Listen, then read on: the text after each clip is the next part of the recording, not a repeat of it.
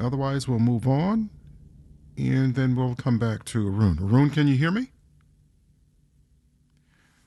Well, let's move on right now. We're having some technical issues again.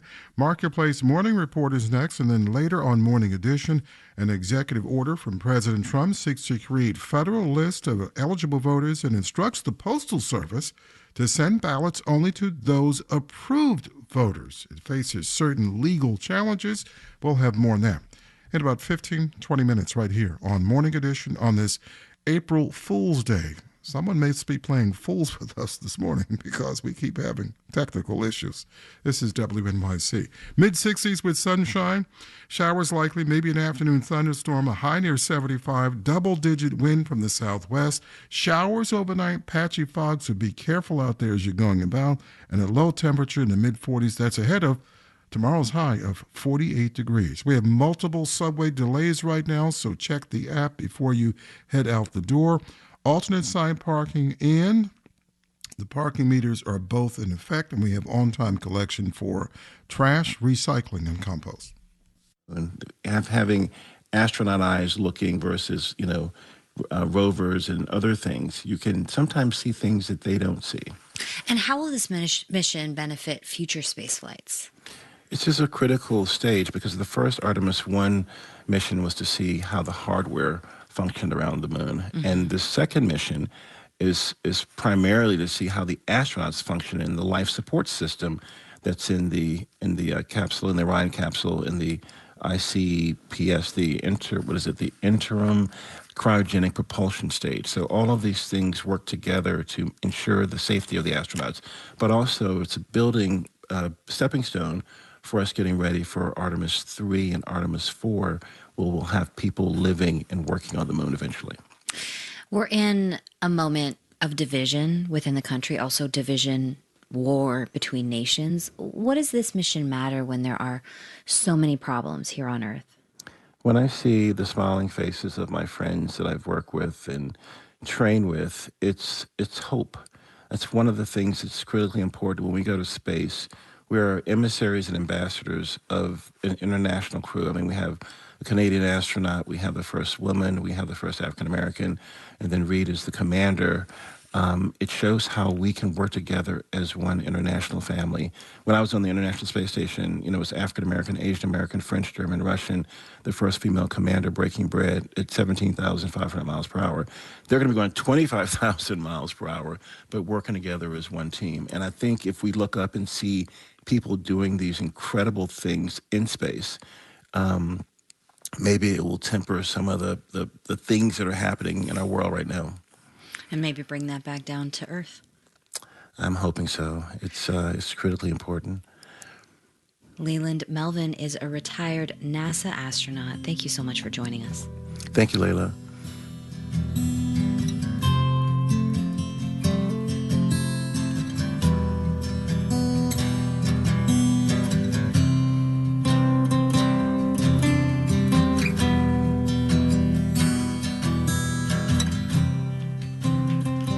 This is NPR News.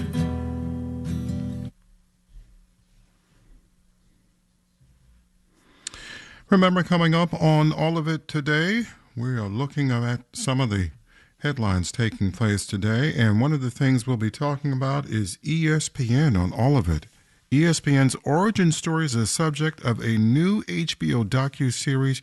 Hear from the directors of Sports Heaven, the birth of ESPN. It has changed sports viewing and sports participation and watching sports, of course, in America and all over the world. This is WNYC. Upper 60s right now with some sunshine.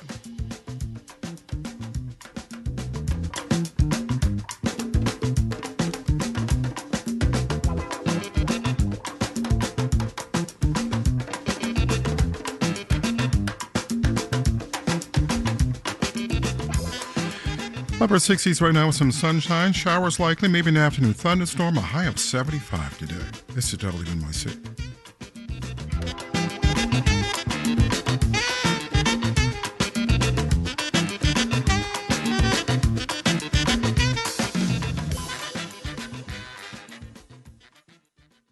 WNYC receives support from Legal Aid presenting Community Joy, a complimentary day of art making, dance, and conversation at Brooklyn's Brick House, Saturday, April 11th. More at legalaidnyc.org/150. The April Get Lit Book Club selection from WNYC and the New York Public Library is the novel Lake Effect by Cynthia Dupree Sweeney. It's about a woman who has an affair with a neighbor and the consequences of that decision. Join us for a live in-person and streaming event on Monday, April 27th. Find details at wnyc.org/getlit.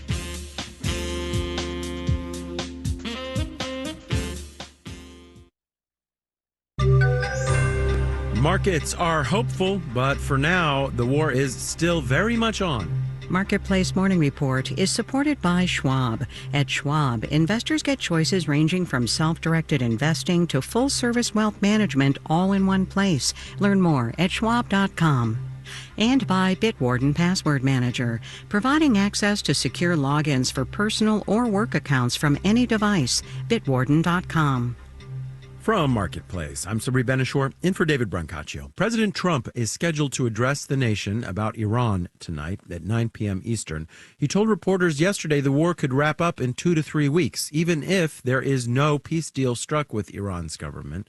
Meanwhile, Iran has issued a new threat against U.S. businesses operating in the Gulf region, saying they'll be targeted within hours. Marketplace's Nova Safo has more on that. Through semi-official news agencies, Iran warned it will launch regional attacks against U.S. businesses it accuses of aiding in the war. Among those named are Microsoft, Google, Intel, Tesla, and Boeing. The attacks will reportedly commence at 8 p.m. local time, which would be around 12:30 p.m. Eastern. Iran warned employees of the companies it named to leave their workplaces. The White House responded that the U.S. military is prepared to curtail the attacks. If Iran follows through on its threats, it would be reminiscent of the war's early days when drones damaged 3 Amazon data centers in the Gulf. The attacks highlighted vulnerabilities, especially for tech companies. Data centers are large complexes and not protected against military attacks. Cloud computing networks have redundancies, but can suffer outages if multiple locations go offline. I'm Nova Safo for Marketplace.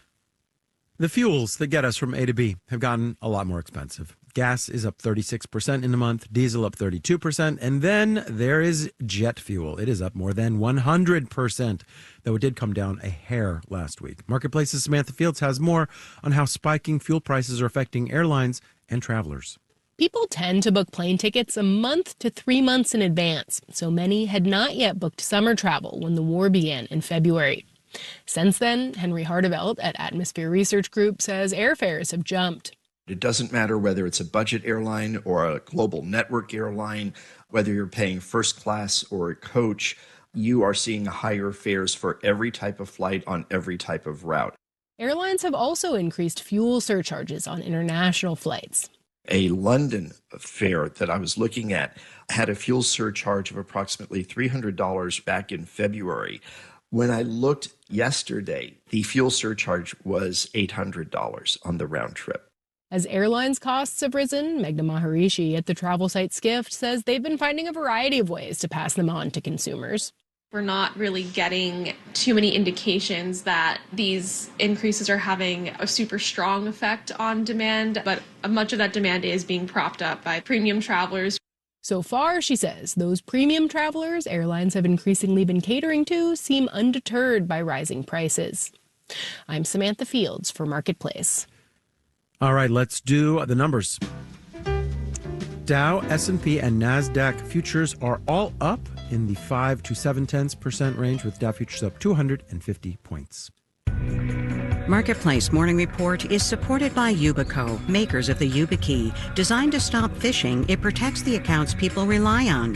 YubiKey, powerful protection, instant access. More at yubico.com.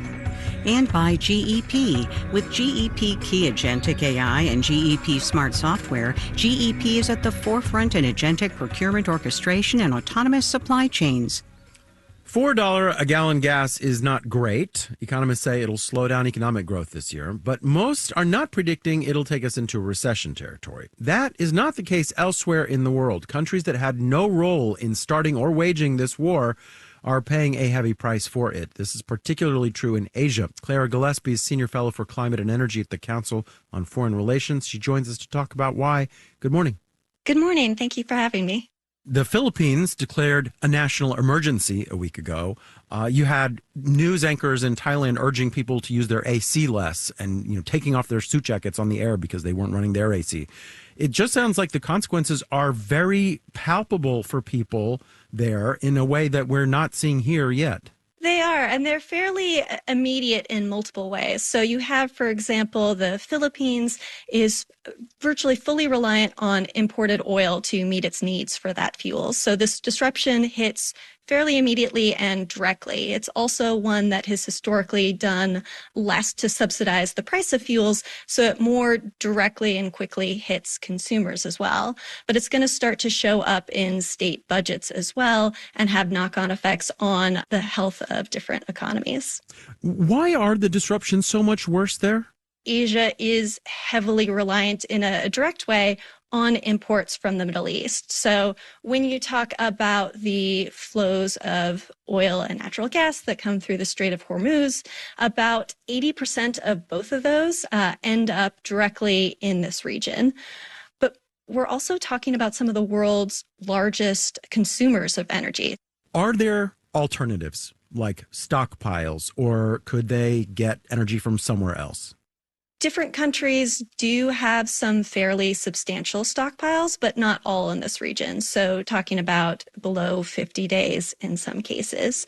At the same time, you also do have an effort to look more globally and see where there is potentially additional cargoes available on the spot market or through other supply.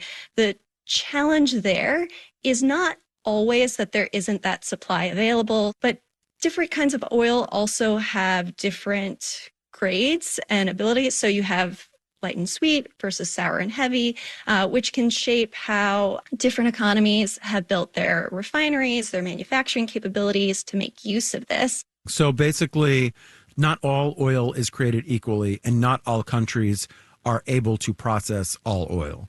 That's correct. What about alternatives like either renewables or nuclear or other fossil fuels like coal? In the near term, a number of countries do have underutilized capacity in coal. You also see a number of countries, and I'm thinking of the Philippines and Indonesia in particular, note that they're still continuing to prioritize and focus on those energy transition goals. Clara Gillespie is Senior Fellow for Climate and Energy at the Council on Foreign Relations. Thank you so much. Thank you. In New York, I'm Sabri Ben-Achour with the Marketplace Morning Report.